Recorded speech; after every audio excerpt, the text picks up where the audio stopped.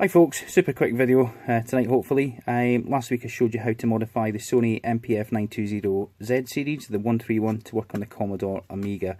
I've subsequently found another model which is the, again, same model number, but it's the E series, the E131, and this has a different circuit in it, driver circuit.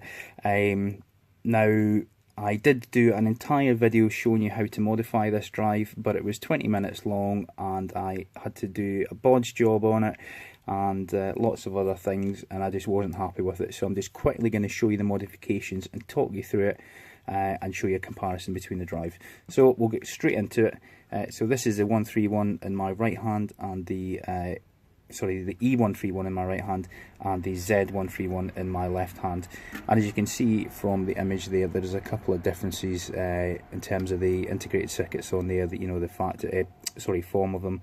It's slightly bigger packages on the older drive. This is a 2002 drive, so 14-year-old drive.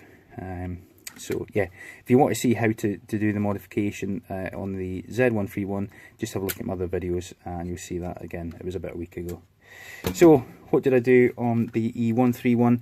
We'll quickly talk through it and tacked on to the end of this video is another video showing me actually testing it on the Amiga. I did have an issue at the end of the previous video, which I'm now redoing now, whereby it wasn't detecting the drive, and that was purely just the connector wasn't pushed home on the motherboard. So super quickly going to talk through the modification. So this is the MPF920 E131, manufactured by Sony, standard PC drive, and this is the modification required to make it work on the Amiga. Okay folks, right, so the first thing we need to do is we need to, and if I just turn it around here it's probably a bit easier, we need to remove the 0 ohm resistor link from JC31 and then branch JC30. As you can see here, hopefully, I've just used a blob of solder to do so. Or you can use a small piece of wire. But to get that off, you can either use hot air or just get a big blob of solder, heat it up quickly, you know, fairly hot, heat it up and use a solder sucker and get rid of it.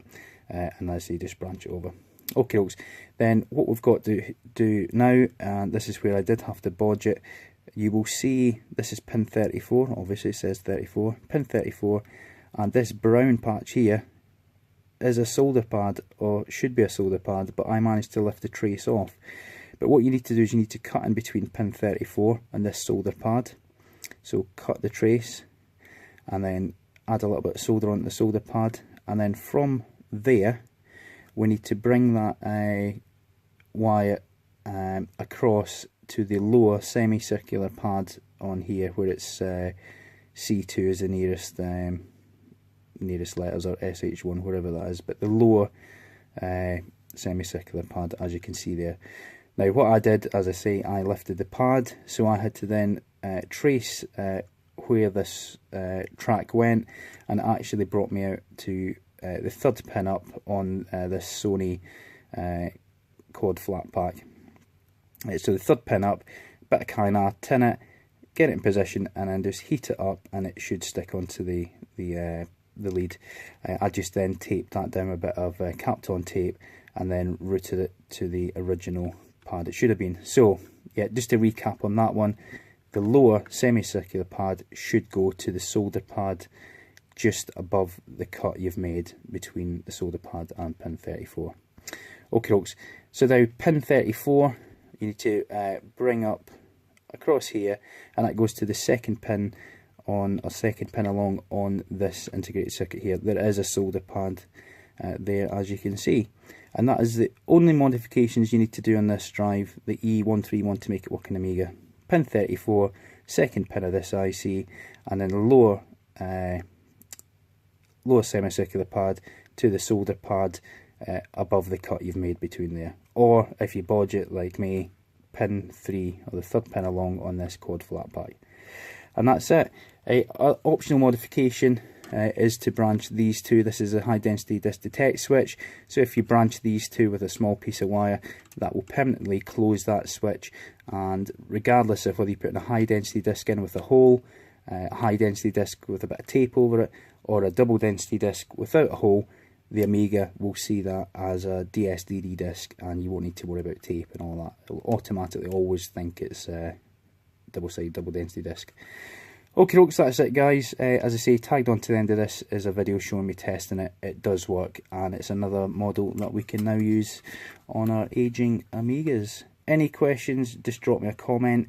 If you like the video, give us a thumbs up. If you don't. And if you enjoy my videos, please subscribe, and hopefully I'll have another video for you soon. Thanks again, bye bye.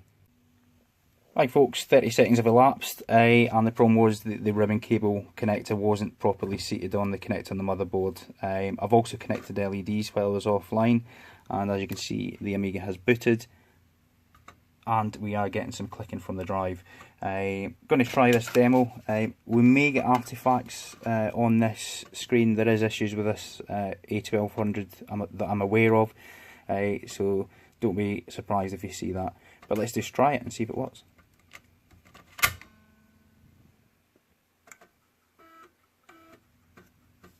Drive light's working, and this particular drive, seems very quiet, but it is working.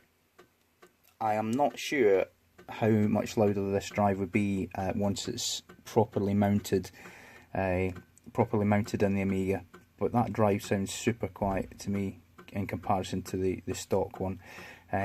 Just while I'm here, similarly with the last drive, it is the same drive, just a different circuit board inside essentially, but to mount this in the Amiga, we're going to have to cut here, and then cut this, use this indentation as a guide, and cut this strip of metal out for it to fit. There also needs to be a modification to the eject button, but there we go. That is a successful modification of the MPF920 E131 Sony PC floppy drive, and it works on the Amiga. If you enjoyed the video or you found it helpful, please give me a thumbs up, and if you enjoy my videos, even though they're quite long sometimes and boring, please subscribe. Thanks again guys, we'll see you soon, bye bye.